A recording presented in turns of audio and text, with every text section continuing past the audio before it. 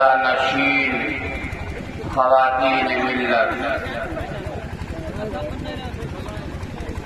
آج کا یہ عظیم الشان اجلاس سیرت النبی صلی اللہ علیہ وسلم و اصلاح معاشرہ کے عنوان سے منعقد کیا گیا ہے۔ میں نے آپ حضرات کے سامنے قرآن مقدس کی چند آیات تلاوت کی ہیں۔ جب تک خلیفہ محی السنہ حضرت مولانا الشاہ افضال الرحمان صاحب دامت برکاتہم اسٹیج پر نہیں آ رہے ہیں، میں آپ حضرات کے سامنے حاضر ہوں۔ قرآن مقدس کی جو آیت میں نے پڑھی ہے اس میں اللہ تبارک و تعالی نے آپ لوگوں سے ایک سوال کیا ہے اور ہم نے اور آپ نے سب نے عالم الست میں ایک اقرار کیا ہے، عہد کیا ہے اللہ تعالی کے سامنے۔ اللہ نے پوچھا تھا الست بربکم، کیا میں تمہارا رب نہیں ہوں؟ ہم نے آپ نے سب نے کہا تھا اے اللہ آپ ہمارے رب ہیں۔ قرآن مقدس کی اس آیت کریمہ میں اللہ تبارک و تعالی نے ارشاد فرمایا، جن لوگوں نے یہ کہا ہے کہ ہمارا رب اللہ ہے، ان الذین قالوا ربنا اللہ، ہمارا رب، ہمارا پالنہار، ہمارا مشکل کشا، ہمارا فریاد رس، ہماری بیوی بنانے والا، ہمیں عزت دینے والا، ہمیں شفا دینے والا اور ہمارے سارے حالات کو بنانے والا، ہم نے اقرار کیا وہ کون ہے؟ ربنا اللہ، ہمارا رب کون ہے؟ اللہ ہے، اسی کے اختیار میں سب کچھ ہے، وہی قادر ہے، وہی مالک ہے، اور وَتُعِزُّ مَن تَشَاءُ وَتُذِلُّ مَن تَشَاءُ، عزت بھی وہی دیتا ہے، ذلت بھی وہی دیتا ہے۔ وَأَنَّهُ هُوَ أَضْحَكَ وَأَبْكَىٰ وَأَنَّهُ هُوَ أَمَاتَ وَأَحْيَا وَأَنَّهُ خَلَقَ الزَّوْجَيْنِ الذَّكَرَ وَالْأُنثَىٰ، وہ ہنساتا ہے، وہ رلاتا ہے، وہ زندگی دیتا ہے، وہ موت دیتا ہے، وہ اولاد سے نوازتا ہے، وہ لڑکا بھی دیتا ہے، وہ لڑکی بھی دیتا ہے۔ یہ ہم نے آپ سے سب سے اقرار کیا اور آگے فرمایا ثم استقاموا، پھر اس کے اوپر جمے رہے۔ یہ نہیں ذرا سے حالات آ گئے، حالات میں ہمارا ایمان ڈگمگانے لگا، متزلزل ہونے لگا، حالات ہمارے موافق نہیں ہیں، ہوائیں ہمارے خلاف چل رہی ہیں، زمانہ ہمارے خلاف ہو رہا ہے، ہم بدل گئے؟ نہیں، ثم استقاموا، اللہ فرماتے ہیں جس نے ہماری ربوبیت کا اقرار کیا اور پھر وہ جمے رہے۔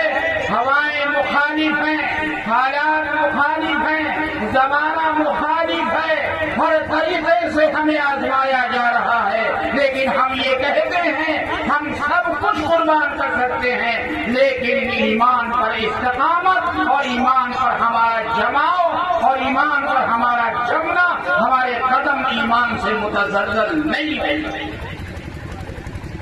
یہ ہے ربنا اللہ۔ اور آپ کو معلوم ہے استقامت کیا ہوتی ہے؟ فلسطین کے معصوم بچوں سے پوچھو، جن ماؤں نے اپنے 10 بچوں کو شہید کر دیا ہو، پوری ملک کو، پوری آبادی کو تہس نہس کر دیا گیا ہو، اسپتالوں کو کھنڈرات میں بدل دیا گیا ہو، مسجدیں شہید کر دی گئی ہوں، مدارس کو ختم کر دیا گیا ہو، یہاں تک کہ شفا خانے بھی موجود نہیں ہیں جہاں معصوم بچوں کا علاج ہو سکے۔ ایک ماں اور ایک باپ اپنے 10 بچوں کا جنازہ اٹھا رہا ہے، لیکن پھر بھی کہتا ہے ربنا اللہ ثم استقاموا، ہم اللہ پر ایمان لائے ہیں اور ہم جمے ہیں، پورا فلسطین ختم ہو جائے، ہماری اولادیں ختم ہو جائیں۔ ہم نے تو سبق سیکھا ہے حضرت حمزہ سے، حضرت حمزہ سے، اور حضرت معاویہ سے، حضرت ابوبکر صدیق سے، عمر خطاب سے، حضرت سمیہ سے ہم نے یہ سبق سیکھا ہے۔ انہوں نے سب کچھ قربان کیا لیکن ایمان پر آنچ نہیں آئی۔ یہ ثم استقاموا، ابھی 2 مہینے پہلے استقامت ہوتی کیا ہے؟ کیا جمنا ہوتا ہے؟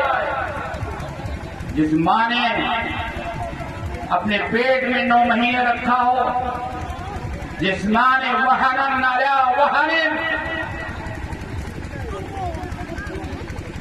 دودھ پلایا ہو، جس نے ساری مصیبتیں پریشانیاں برداشت کی ہوں، 7 مہینے کا، 8 مہینے کا، 9 مہینے کا بچہ پیٹ میں لیے ہوئے کھانا پکا رہی ہو، جھاڑو لگا رہی ہو، اور وہ معصوم بچہ پیدا ہوا ہو، اور جب 10 سال 12 سال کی عمر ہو جائے وہی معصوم بچے کو گولیوں سے خون دیا جائے، لیکن پھر بھی وہ ایمان پر جمے رہے۔ اور ایسا معلوم ہوتا ہے فلسطین کے وہ بچے وہاں اسرائیل کے ہتھیاروں کو اور گولوں کو اس طریقے سے ان کا استقبال کر رہے ہوں گویا کہ پھولوں کا استقبال کر رہے ہیں۔ کوئی خوف نہیں، کوئی ڈر نہیں، شجاعت کے ساتھ، بہادری کے ساتھ اور بے باکی کے ساتھ جمے ہوئے ہیں۔ سب کچھ تباہ و برباد ہو جائے لیکن ہم ایمان پر مستقیم رہیں گے، جمے رہیں گے۔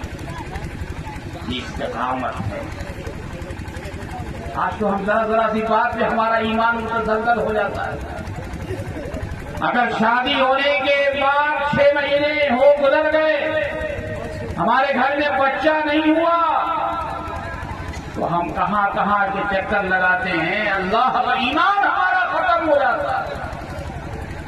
اللہ نے فرمایا یَهَبُ لِمَن يَشَاءُ إِنَاثًا وَيَهَبُ لِمَن يَشَاءُ الذُّكُورَ أَوْ يُزَوِّجُهُمْ ذُكْرَانًا وَإِنَاثًا۔ اللہ فرماتے ہیں اولاد دینا تو ہمارا کام ہے۔ آج کا مسلمان در در بھٹک رہا ہے، کہیں مزاروں پہ جاتا ہے، کہیں چادروں کا سہارا لیتا ہے، کہتا ہے اب اللہ کو اولاد نہیں دے رہا ہے، اولادیں ہمیں یہاں سے مل جائیں گے، نہیں، یہ ایمان پر جمنا نہیں ہے۔ اللہ فرماتے ہیں یہ سب تو ہمارے قبضے قدرت میں ہے۔ ثم استقاموا۔ 2 مہینہ پہلے فرانس کے اندر 60 انگریز عورتوں نے اسلام قبول کیا، اور فرانس کی جامع مسجد میں امام صاحب کے پاس گئیں۔ ان 60 عورتوں نے ایک عورت کو اپنا لیڈر بنایا، نمائندہ بنایا کہ ہم آج جمعہ کے روز، جمعہ کی نماز کے بعد اسلام قبول کریں گے۔ امام صاحب نے ان سے پوچھا کہ تمہیں کس چیز نے آمادہ کیا اسلام قبول کرنے پر، اس ماحول پر جب ساری دنیا میں اسلاموفوبیا چل رہا ہے، ساری دنیا کے اندر ساری تحریکیں، سارا نظام، سارا میڈیا، سوشل میڈیا اسلام کے خلاف میدان کے اندر آ چکا ہے، اسلام پر غلط سلط الزامات لگائے جا رہے ہیں، ساری دنیا 18 ہو چکی ہے، اور پھر بھی ان حالات کے اندر تم 60 عورتیں ایک دم فرانس کے اندر اسلام قبول کر رہی ہو. کس چیز نے تمہیں آمادہ کیا ہے، مجبور کیا اسلام قبول کرنے؟ ان عورتوں نے جس عورت کو نمائندہ بنایا اس عورت نے کھڑے ہو کر جواب دیا، ہمیں فلسطین کی عورتوں کی استقامت نے اسلام قبول کرنے پر مجبور کیا. فلسطین کی عورتوں کی استقامت میں کہ 10 بچوں کا جنازہ اٹھ رہا ہے، گھروں کے گھر تباہ ہو چکے ہیں، گھروں میں کوئی چراغ جلانے والا نہیں، کوئی بچہ رونے والا نہیں ہے، اور ان بچوں پر نہ ماں رو سکتی ہے اور نہ بچہ اپنی ماں کو دیکھ کر رو سکتا ہے. پورے گھر شہید ہو چکے ہیں، اور پھر بھی وہاں کی عوام جو کچھ بچی ہے وہ ایمان پر قائم ہے. ان کی استقامت کو دیکھ کر ہم نے کہا اگر اسلام غلط ہوتا تو یہ لوگ اسرائیل کے سامنے اپنے بچوں کی محبت کو، اسلام کو چھوڑ کر دوسرا دین اختیار کرتے. یہ استقامت ہے. ان الذين قالوا ربنا الله ثم استقاموا،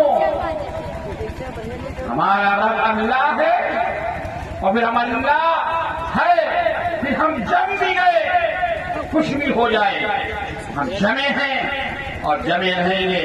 ایک موقع پر مفکر اسلام مولانا سید ابو الحسن علی ندوی نور اللہ مرقدہ نے فرمایا تھا، مسلمانوں اس ملک میں ہم رہیں گے عزت کے ساتھ رہیں گے، ہم وقار کے ساتھ رہیں گے، ہم خالی فرائض کے ساتھ واجبات کے ساتھ نہیں رہیں گے. نماز تو فرض ہے، نماز فرض ہے، بھی تو واجب ہے، یہ تو ہمیں کرنا ہی کرنا ہے. اور مولانا نے فرمایا ہمیں اس ملک کے اندر ایک چھوٹا مستحب بھی چھوڑنے کے لیے تیار نہیں ہوں گے. ہم امام الانبیاء محمد رسول اللہ صلی اللہ علیہ وسلم کی سنتوں پر اور مستحبات پر اور اذان پر، جہاں تک ان مسواک کی سنت پر بھی عمل پیرا ہوں گے. اس حیثیت سے، اس طریقے سے ہم ہندوستان کے اندر رہتے ہیں. میرے بھائی دوستوں بزرگوں، لیکن حالات ہمارے آپ کے کیا ہیں؟ ہم کہاں جا رہے ہیں؟ دیکھیے ہمارا ایمان، اس کا جائزہ لینا ہے، محاسبہ کرنا ہے. آج تو ٹیسٹ کا زمانہ ہے، ٹیسٹ کا. خون کے 2 قطرے نکالے گئے 1000 ٹیسٹ ہو جاتے ہیں.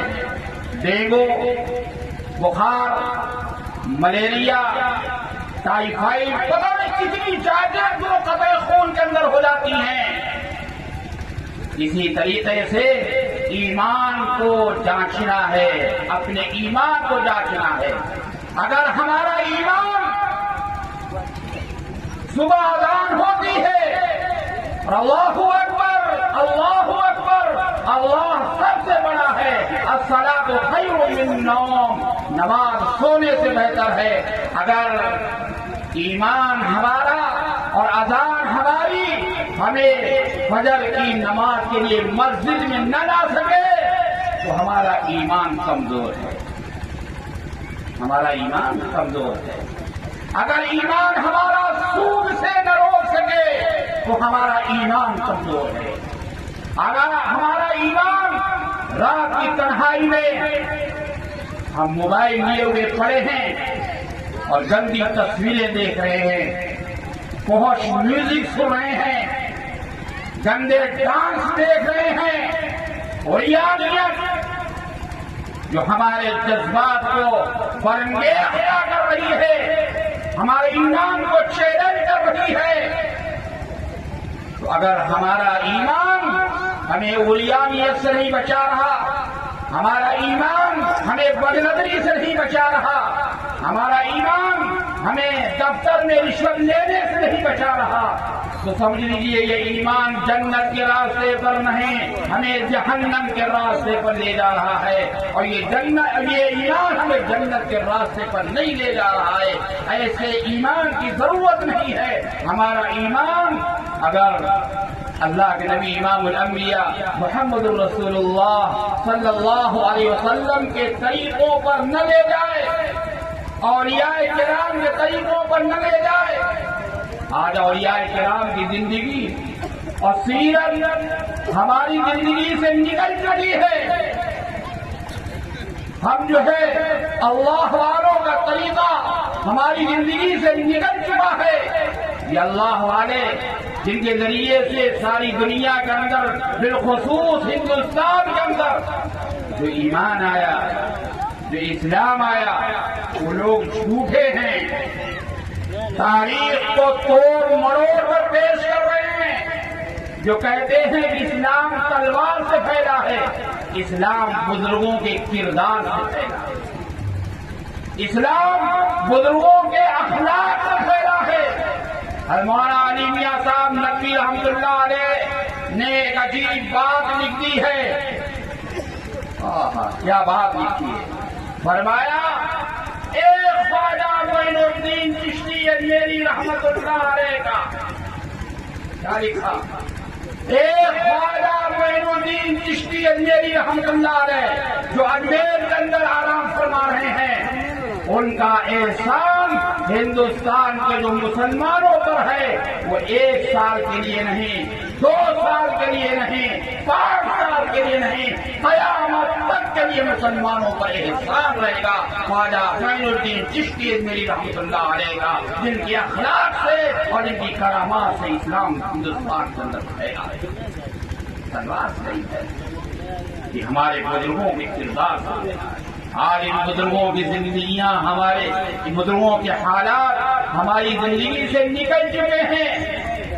11ویں شریف یاد رہی، لیکن بڑے پیر صاحب کے حالات ہمیں یاد نہیں رہے کہ بڑے پیر صاحب جھوٹ نہیں بولے، بچپنا ہے۔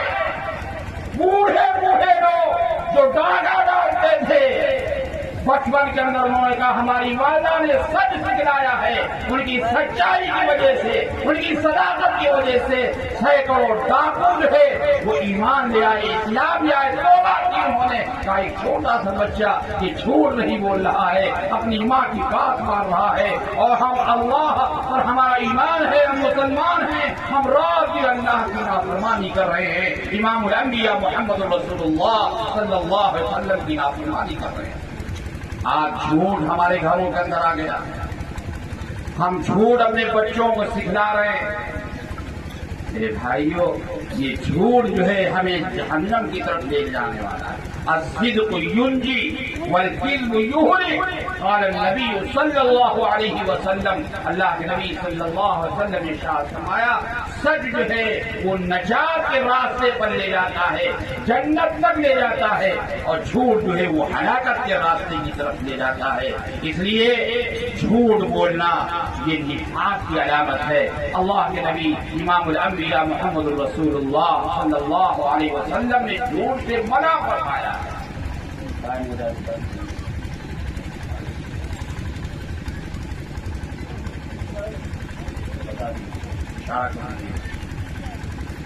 ایک واقعہ یاد آتا ہے علماء کرام کی موجودگی میں آپ کو، کعب بن مالک رضی اللہ تعالی، غزوہ تبوک کا واقعہ ہے، غزوہ تبوک کا واقعہ ہے۔ کسی وجہ سے چند لوگ غزوہ تبوک میں شرکت نہ کر سکے، فصلیں پکی ہوئی تھی، نہیں جا سکے۔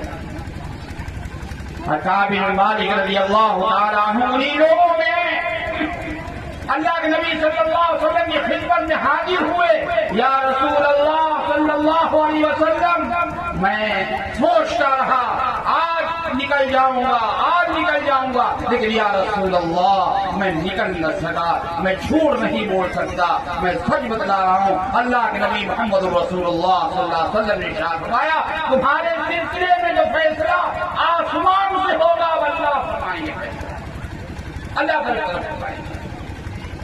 اور اللہ کے نبی صلی اللہ علیہ وسلم نے ارشاد فرمایا جائیے تمہارا سوشل بائیکاٹ، مقاطع، کوئی کلام نہیں کرے گا، کوئی بات چیت نہیں کرے گا، مدینہ منورہ میں کوئی سلام نہیں کرے گا۔ اندازہ لگائیے، آپ اصحی کے رہنے والے ہیں، اگر اصحی کے لوگ کسی ایک آدمی کا بائیکاٹ کر دیں اور وہ نکل رہا ہے، سلام کر رہا ہے، کوئی سلام کا جواب دینے کے لیے تیار نہیں، گلیاں سنسان ہو چکی ہے، کوئی جواب دینے کے لیے تیار نہیں، میرے بھائیو دوست بزرگوں، کیا حالت اس کے اوپر گزر رہی ہوگی۔ اللہ کے نبی امام الانبیاء محمد رسول اللہ صلی اللہ علیہ وسلم کی طرف سے یہ اعلان ہوتا ہے، اور بعد میں یہ کہا جاتا ہے کہ بھائی جاؤ، اب بیوی سے بھی نہیں بول سکتے۔ کیسے عاشق رسول تھے اور کیسے سچے لوگ تھے، یا رسول اللہ صلی اللہ علیہ وسلم کیا گھر سے علیحدہ کر دوں یا طلاق دے دوں؟ آقا نے فرمایا طلاق مت دو، بلکہ آگے الگ ہو جاؤ، علیحدہ ہو جاؤ۔ یہ ہمارے معاملات ہے، یہ ہمارے حالات ہے، اس لیے یاد رکھیے حضرت والا تشریف لا چکے ہیں، میں نے عرض کیا تھا جب حضرت نہیں تشریف لاتے ہیں، بس یہ جو ہے ٹیسٹ کا زمانہ ہے، ٹیسٹ کا زمانہ ہے، جس طریقے سے بخار ٹیسٹ کیا جاتا ہے، اسی طریقے سے اپنے ایمان کو ٹیسٹ کیجیے، ایمان کی جانچ کیجیے، ایمان کا محاصرہ کیجیے۔ اور ایمان کو کون ٹیسٹ کرے گا؟ خون کو ڈاکٹر ٹیسٹ کرتا ہے، کیا ہم اپنے گھر میں سوئی سے ٹیسٹ کر لیتے ہیں؟ نہیں، ہمارے خون کا ٹیسٹ ڈاکٹر کرے گا، اصحی میں کرے گا، وہاں کی جانچ معتبر نہیں ہوگی، سنجیدہ میں جانچ ہوگی، وہاں کی جانچ معتبر نہیں ہوگی، لکھنؤ ریفر کیا جائے گا کہ بھائی لکھنؤ سے جانچ کرا کے لائیے، وہاں کی جانچ معتبر ہے۔ جب جو ہے خون کی جانچ ہو رہی ہے، اسی طریقے سے ایمان کی جانچ، اسی طریقے سے ایمان کی جانچ ہونی ہے، اور ایمان کی جانچ کہاں ہوگی؟ اللہ والوں کے یہاں، گھر میں نہیں ہوگی۔ ہمارے ایمان کی جانچ گھر میں نہیں ہوگی، اللہ والوں کے پاس جائیں گے، ہردوئی جائیں گے وہاں جانچ ہوگی، لکھنؤ جائیں گے وہاں جانچ ہوگی، روحانی جانچ، اللہ والوں کی خدمت میں جائیں گے، وہ ہمارا محاصرہ کریں گے، ہماری جانچ کریں گے، ہمارے اندر جھوٹ نہیں آ گیا، کبر تو نہیں آ گیا، ہمارے اندر گھمنڈ تو نہیں آ گیا، ہمارے اندر نفاق تو نہیں آ گیا، یہ جانچ ان اللہ والوں کے پاس ہوگی۔ اس لیے ان جلسوں کا مقصد یہ ہے، اللہ والوں سے رابطہ، اللہ والوں سے تعلق۔ یہ جلسے یہی سکھاتے ہیں کہ ان جلسوں کے ذریعے سے علماء سے تعلق قائم ہو جائے، اللہ والوں سے تعلق قائم ہو جائے۔ بس باتیں سنیں گے، حضرت والا بھی تشریف لا چکے ہیں۔ ایک شکایت ہے آپ حضرات، یہ بستی وہ بستی ہے جہاں حضرت محی السنہ مولانا الحاج الشاہ ابرار الحق صاحب رحمۃ اللہ علیہ بار بار معلوم یہ ہوا کہ پیدل بھی تشریف لائے، کیونکہ میں بھی یہاں رہ چکا ہوں، آج سے قریب 40 سال پہلے میں بھی پڑھا چکا ہوں یہاں، اور یہاں حضرت تشریف لائے، حضرت مسلم الامہ حضرت بشارت علی صاحب نور اللہ مرقدہ تشریف لائے، اور ان سب کے استاد حضرت مولانا مفتی محمود حسن گنگوہی نور اللہ مرقدہ تشریف لائے، مفکر اسلام حضرت مولانا سید ابو الحسن علی ندوی رحمۃ اللہ علیہ تشریف لائے۔ ارے کم از کم ان کی لاج رکھ کر یہاں آ جائیے، یہ سامنے کھڑے ہوئے ہیں، ان حضرات کی لاج رکھیے، اپنے گاؤں کی لاج رکھیے،